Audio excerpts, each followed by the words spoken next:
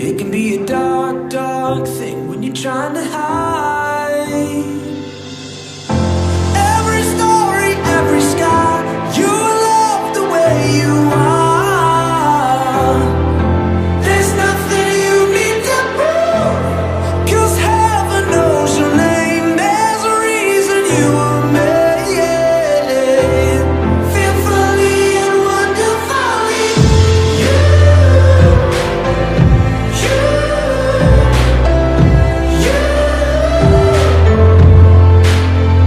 Has anybody told you that you'd never be enough? Has anybody told you that you'd never measure up? Are you just trying to escape, trying to run from all the pain of being human? Can you make it through it? Every story, every sky, you love the way you are. There's nothing you need to prove, 'cause heaven knows your name. There's a reason you were made, fearfully and wonderfully.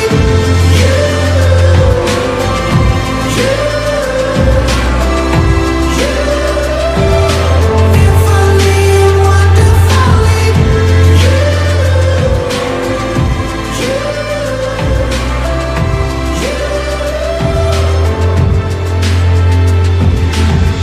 Don't give up, don't give up. He's not giving up on you, not giving up on you. Don't give up, don't give up. He's not giving up on you, not giving up on you. It can be a hard, hard thing, just being alive. It can be a dark, dark thing when you're trying to hide.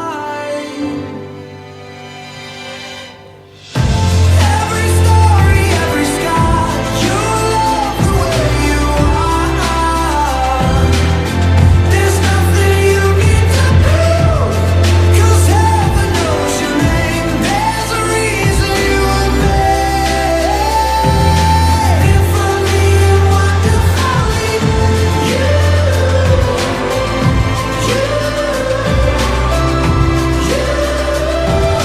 Fearfully and wonderfully,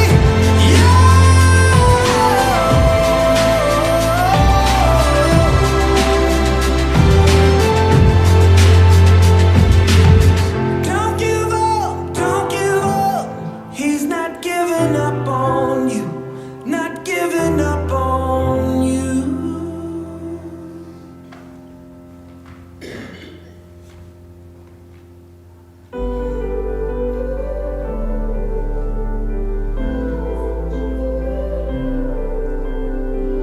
Don't grow weary, don't grow cold, no.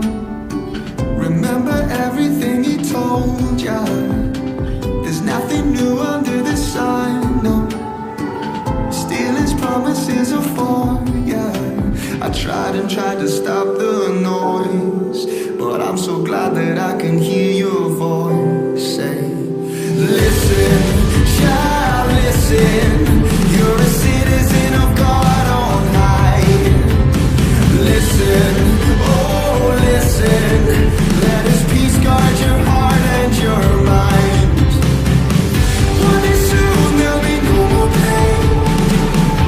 Every tear will be wiped away. So listen, child, listen. His love for you is here to stay. So keep the faith.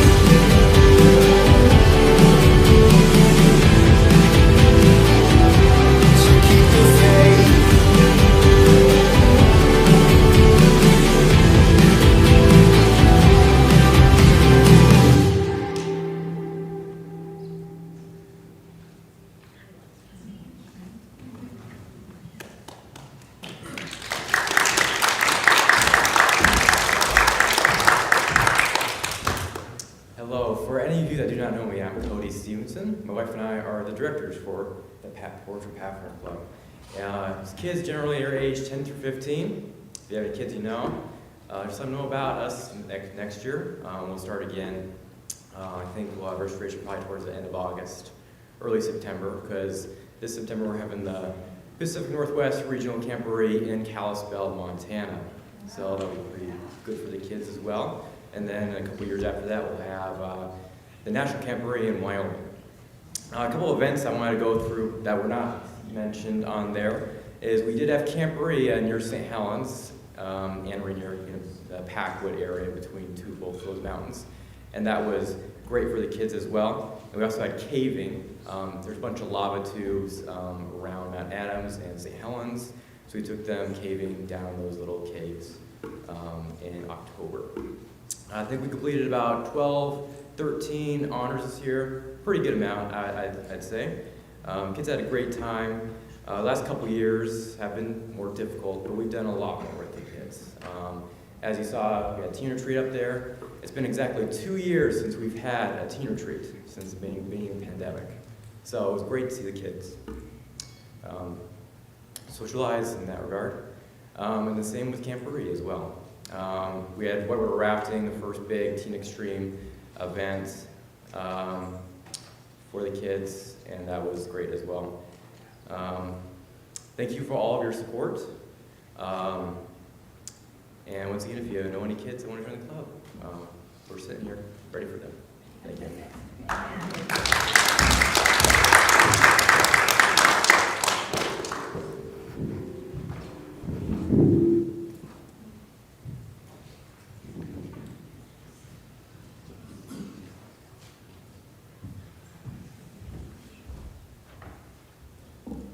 Thank you for that. It reminds me of my Pathfinder days. It was a long time ago, but it was fun. We did all kinds of dumb things, and we still survived, so, I don't think you guys are quite as not as adventurous. You're more safe than we were, at least from the pictures that you put so far.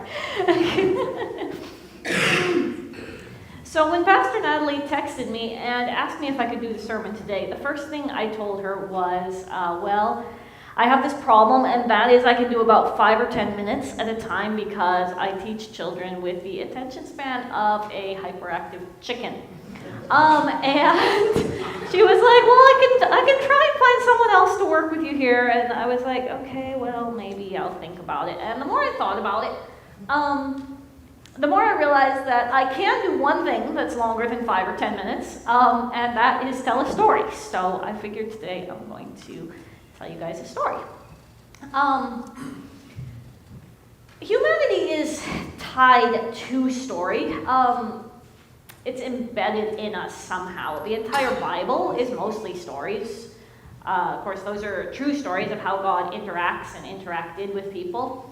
And then we're also surrounded with stories, whether that's video games, movies, books, television, the news. Everything is stories. When you meet up with your friend, you say, okay, hey, how are you doing? And you expect them to tell you what's going on. That's a sort of a story as well. The story I'm going to tell you today, it is fictional, but you may notice parts that are familiar to you, and that's because fiction often introduces us to a deeper reality, one that we would like to believe is true, but we're not sure that it's true or not. So the story I'm going to be sharing with you today is part of a larger book called The Story of With by Alan Arnold. And it's a book I would recommend to anyone if you're interested. It's more of a devotional kind of book. He alternates story and more explanation, kind of devotional kind of things. So in the Psalms, Asaph tells the people, he says, I will open my mouth in a parable. I will utter dark sayings from of old, things we have heard and known that our fathers have told us. We will not hide them from our children. We will tell to the coming generation the glorious deeds of the Lord and his might and the wonders that he has done. That's Psalm 78, 1 through 4. And Jesus called his disciples to come follow me, and he invited them into a life story that was stranger than anything they could have imagined. And in the same way, he wants to invite us into his story, and he wants to come into our stories in surprising ways. So as you listen to my story today, I want you to ask yourself, where do I see myself in this story? And where do I see God? But before we begin, let's bow our heads for prayer. Heavenly Father, we know that we are born into a story that we don't completely understand. We get bits and pieces of it here and there, but we won't understand the full thing until we're in heaven and you explain it all to us and we get to see all of it from the beginning. But I ask that today that you would open our eyes in a small way, that you would help us to see our stories in light of yours, and that you would help us to see where you want to come into our story and make it beautiful. Thank you. Amen. So before I begin, I just want to remind you of one thing, and this is something that I remind my students of quite regularly, but we don't practice it so much as adults. Everything that we tend to see, we watch movies, that's visual, we see TV shows, that's visual. We often see everything played out on a big or a small screen. It might be your phone, it might be a computer, it might be a TV, but we are very visual people, and that's fine, that's how we are. But a lot of times we have forgotten how to listen to a story. So, as you listen today, I'm going to be asking you to make a movie in your mind of what is going on. That's something we practice at school. We don't practice it too much as adults. But try to picture the scenes in your mind. Make your own story out of mine. So, let us begin. Our main character is a girl named Mia. And Mia was a young person with very big shoes to fill. She grew up cooking with her dad. She loved to cook. She loved to bring people together around a table and celebrate and food and friendship, and it was great. But when she was quite young, her father suddenly abandoned the family. And as a result, her mother didn't want anything to do with Mia's love for cooking or anything like that, because it reminded her of her husband and father who had disappeared. They didn't know where he went to. So, Mia kept her passion to herself. She still loved cooking, but she used it more in other ways. So she became a waitress in a restaurant. She went into cooking like for other people and that kind of thing. She wanted to become a chef. That was her goal. And so she, that was her purpose, but she hadn't quite got there yet. She was just kind of working, making the bills, making ends meet, that kind of thing. So, one day she got an opportunity to tour this really up-and-coming restaurant training program for an interview. So she was there, she was walking through the place, seeing everybody doing all their different things. It was a really neat situation. It was like a laboratory, basically, more than a kitchen. It was very precise, but it was very cool. So they had interviewed her, she had toured the place, she was sitting down and waiting for the committee to get back with her, and she got a telephone call. So she picked up real quick, and the caller was her boss at the restaurant. And he said, "Well, I am really, really sorry to call you right now. This is not your fault, it's no problem of your own, we've loved having you, but we've had to make some budget cuts, and it's not a fault of your own, but we can't afford to keep you on any longer. You've lost your job." So now she's out of job, so she's really waiting to hear back from these folks on the interview, because if that doesn't happen, the rent's coming due, and then you're out of luck. So when they knocked on the door and the head of the training program came back in, she's sitting there with her fingers crossed, all worried.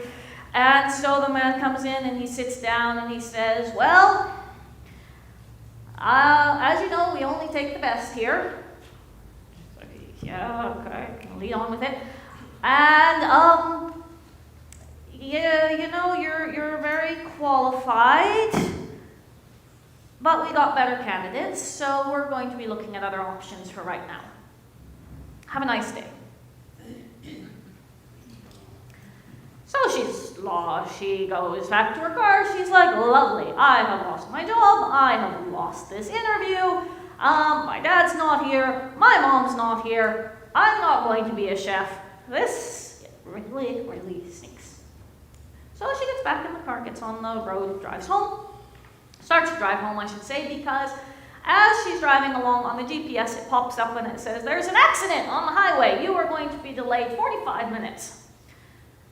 But there's an alternate route. You can take this alternate route and, it will only be a 15-minute delay instead. So she's like, okay, fine. It's not like I have a job to get back to. So she gets on the alternate route and is winding through the country in the middle of nowhere.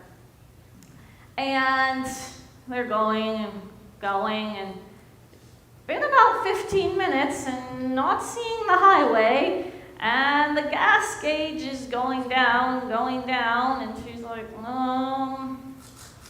I hope this hurries up and gets somewhere. And it goes down, and they keep driving, and then her car sputters and runs out of gas. So, now she's out of gas, as well as out of a job and a career and all that kind of good stuff. In the middle of absolutely nowhere. So she pops the hood, waits to see if a car drives by. A couple cars come by, nobody stops. So she's like, okay, well, I guess I'll change into my tennis shoes. She grabs a backpack in the back of her car and she starts walking. So she walks down the road and pretty soon she sees a sign that says, gas station ahead. Yes.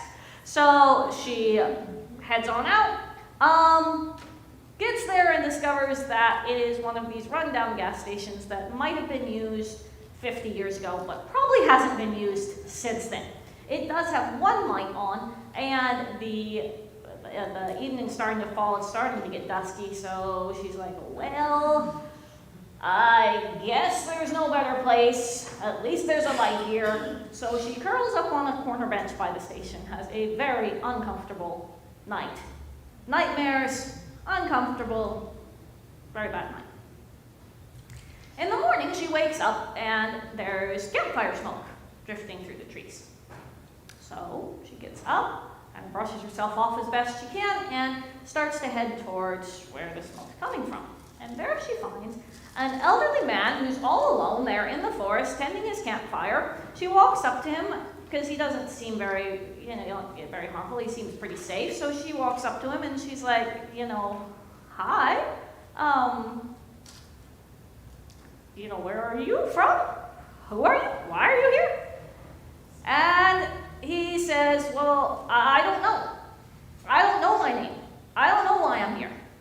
I just know I'm here, and I'm trying to remember my name, so I'm writing all these names down on little pieces of paper when I find them, but none of them really ring a bell, so this is what I got. So she says, well, my name's Mia.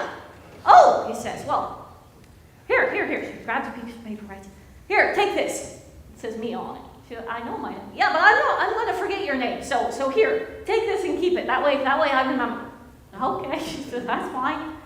So she ends up talking with him and finding out, he tells her that there's a split in the road further down, and there is one way that goes to a town, and there's another way that's just kind of an unused dirt road that takes off. So she chats with him, and then all of a sudden he seems to have like some kind of a seizure or something. And when he comes to, he just kind of looks at her and is like, who are you? And she's like, I'm Mia, remember? You gave me, I told you, I wrote my name down. I don't know you. I don't know you. You should go away. I don't know you. It's like, okay, well, when I get to town, I'm gonna look and see if I can find some help for this guy. Like, he needs some help there. So she heads off, and she gets to the split in the road, and he was right. There is a sign there, and the sign says, Shadow Hills, about 6 miles this direction, food, gas, launching. Yes, wonderful. And then, as he said, off on the other side, there's just kind of an old dirt road that kind of splits off that way.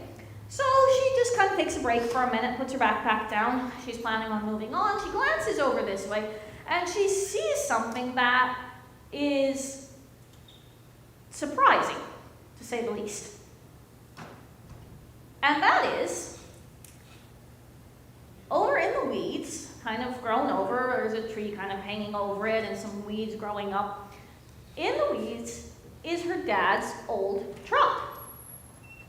She isn't sure at first if it's really her dad's truck. She walks over and kind of tests the handle. It opens up, and she steps up a little bit, and it's exactly the same truck. It's got the magazines he used to have. It's got his glasses sitting there on the sill. It is her father's truck. It's been years since she's even seen him. So she's like, what on earth? But clearly he was going down this side road. He wasn't going down the main road toward the town. So she's like, well, I'll walk down the road a little way and see what I find at least. Maybe I can come back. I can always come back as long as I'm careful and take the road to the town. So she heads off down this dirt road. Now, the next part I am going to skip over a little bit just for the sake of time. You can always come back and get the book and read it if you want to. What happens is that Mia finds a woman living in the forest who had met her father. She has a little house back there, a little cottage that she lives in.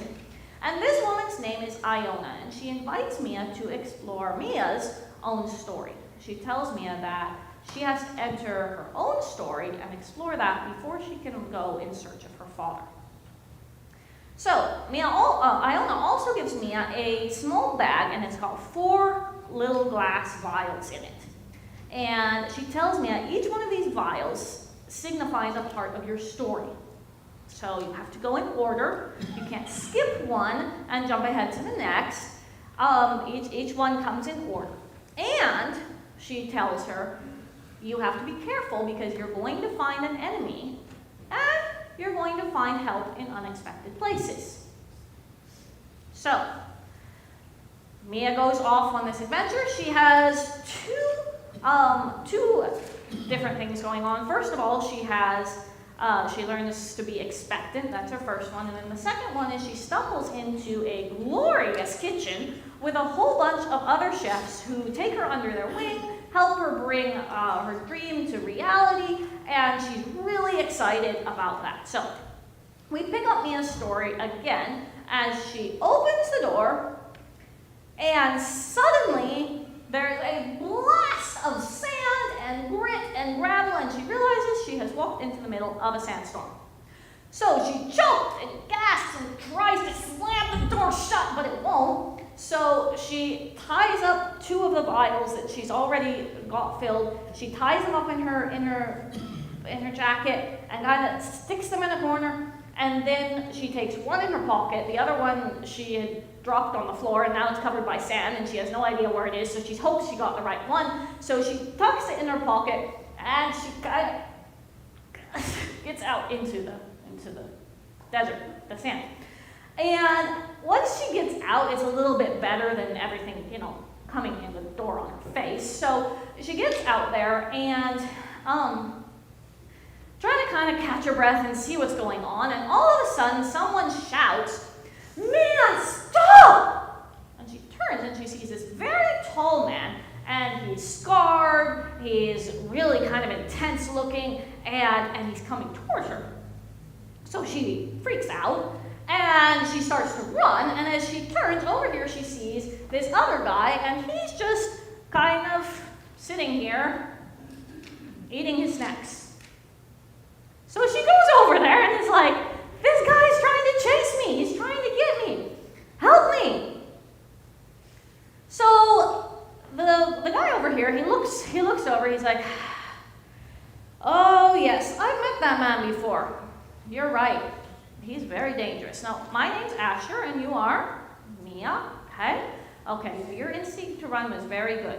So he holds up his hands, and all of a sudden, a wall of sand comes up and separates them from the oncoming guy. So he says, come on, let's go quickly. The sand isn't going to hold him for long. So they walk. And Mia tells Asher all about the journey she's on, and he's just very bothered.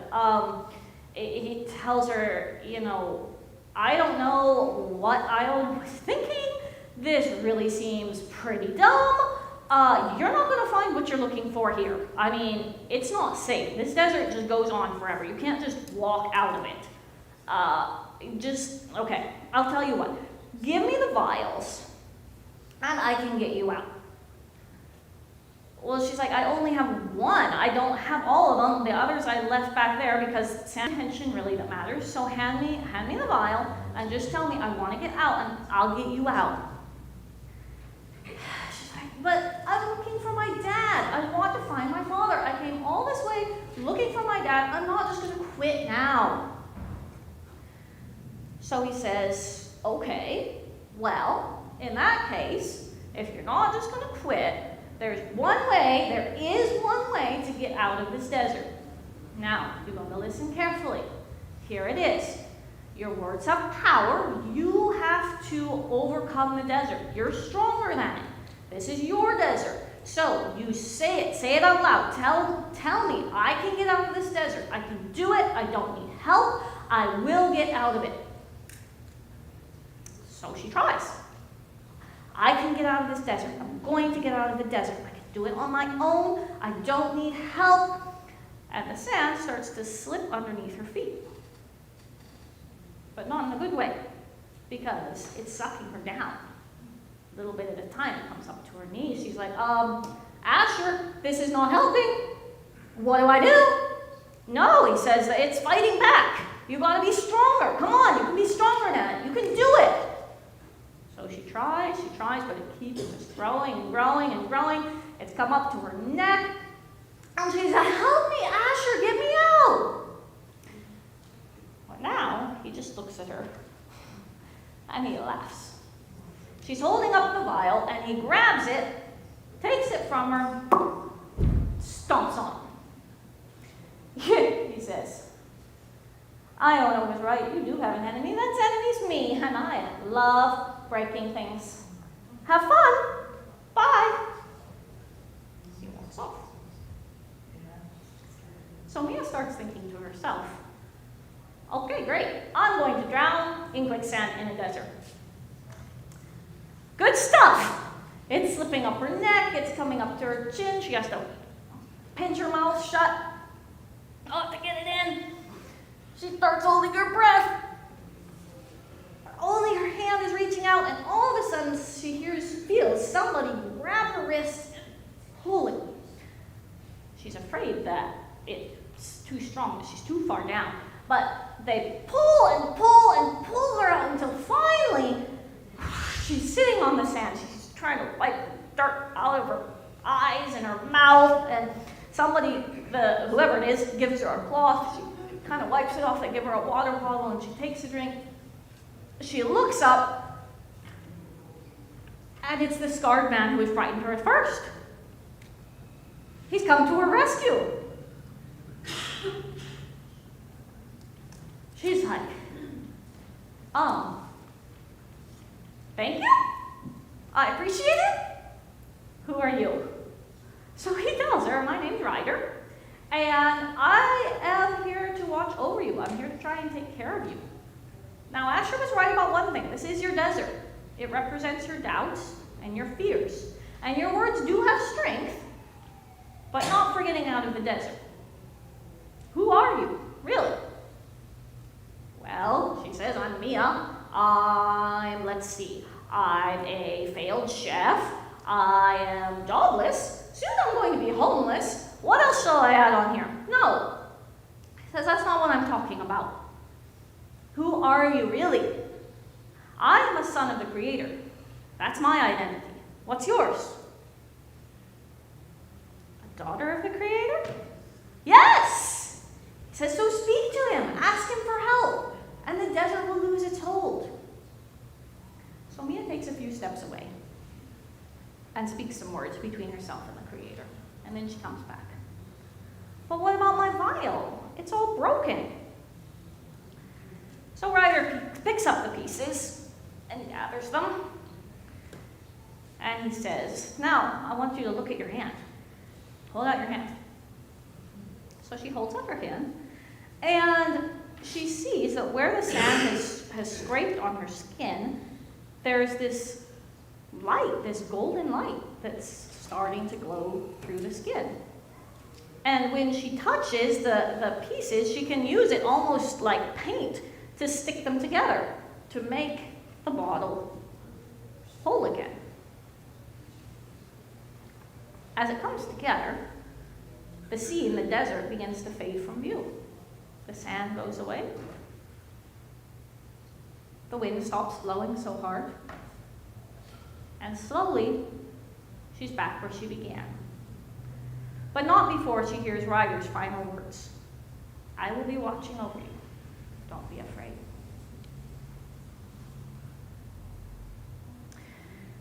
So where do you find yourself in this story? The lost man in the forest? Mia, rejected and searching? Iona, guiding others to where they can learn? In the desert? Or maybe somewhere else, something else. No matter where you are, you have two choices.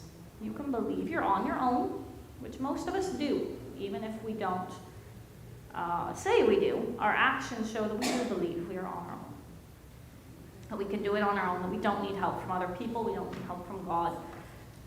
We can say we need help from God, but it's very different from actually believing that we need that help. Or you can believe you are a child of God and move forward with Him. So today I want to ask you, which one are you going to choose? Are you going to believe that you're an orphan, that you are by yourself, and it's up to you? Or are you going to believe that you're a child of the Creator, and He will be with you, He will watch over you?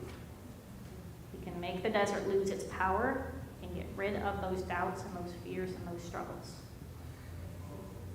Which will you choose? I'm going to give us just a few moments of reflection before we pray. You can feel free to use this time to speak to God, to invite Him into your story, wherever and whatever it is. He wants to come in. He wants to be a part of it. And then I'll wrap up. Let's bow our heads.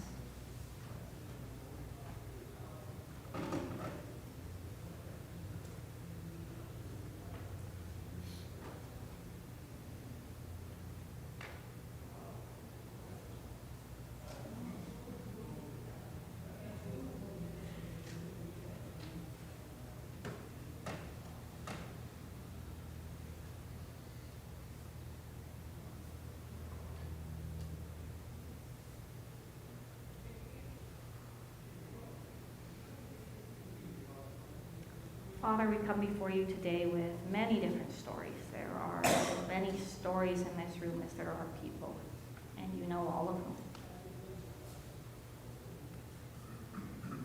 You also know where we have tried to keep you out, and we have tried to do it on our own, whatever it is, as much as we can, and perhaps some of us are realizing that we're not able to do it on our own, that we need help. Perhaps these deserts, wherever they are proving too much for us. And I just ask for everyone who is here and everyone who's watching as well, that they would accept you in, that they would invite you into their story, that they would accept your grace and your healing, that they would be open to the changes in their lives that you bring, because you do bring change. And I ask that you would go with us the rest of today, that you would enable us to be open to seeing you in our stories, and to seeing our stories in the context of the greater story that you present. Thank you for being with us. Thank you for guiding us. Thank you for being our Father.